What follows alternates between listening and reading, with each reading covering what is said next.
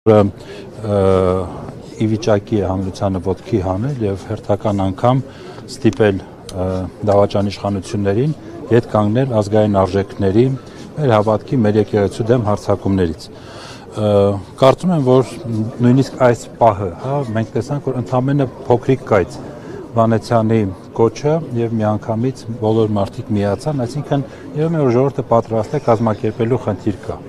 Լիահույս եմ, որ մեր էլիտաները ընդդիմությունը ճիշտ կգնահատեն պահի իրավիճակը եւ այո, իհարկե սա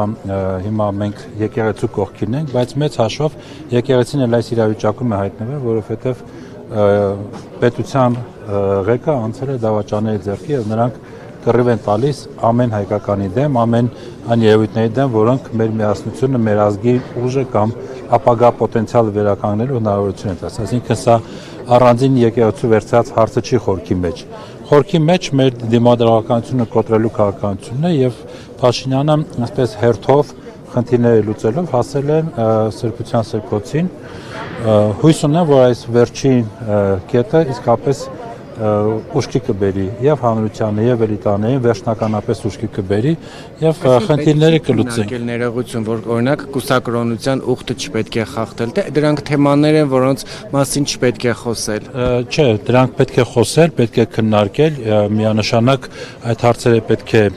լինեն օրակարգում, բայց առաջի հերթին դա լինեն եկեղեցի ներքին կանոնակարգերի օրակարգում։ Բոլորս հասկանում ենք, չէ՞, որ խնդիրը Փաշինյանի կուսակրոնությունը չի հոգևորականների։ Նա ինչ որ պատճառներ, առիթներ է հորինում եւ դրանցով փորձում է հարվածներ հասնել։ Այսինքն փնտրում է թույլ կետեր եւ հարվածներ է փորձում հասնել։ Հիմա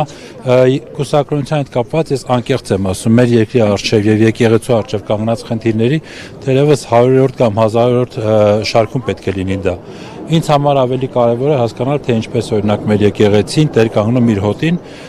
որը իր ժողովրդին, որը անընդհատ մշտական, տեղեկատվական, քարոզչական, ֆիզիկական ահաբեկչության տակ է գտնվում։ Նաև կառույցների, իրավապահ կառույցների բանն է, որ ըստ էության Նիկոլ Փաշինյանին հավաքագրել եւ տվյալներ են տրամադրել, ինչի մասին ինքը ակնարկեց, ասեց անհերքելի տրամադրել են, թե չեն տրամադրել։ Գիտեք, ժամանակին էլի տենց անհերքելի փաստերի մասին էր խոսում, վերջում Հրայր Թովմասյանի նվիրած գրիչը ցույց տվեց։ Այսինքն ինձ համար ակնհայտ է, որ կա շանտաժի էլեմենտ։ Բացի դրանից, շատ տեսականորեն, եթե որևէ հոգևորական ինչ-որ բան խախտել է եւ այլն, հասկանալի է, որ նրանք էլ մարդիկ են, կարող է մեղքի զգացողություն են, ապաշխարեն եւ այլն եւ այլն։ Նորից եմ ասում, մենք հիմա որպես հանրություն, որպես ժողովուրդ կանգնած չենք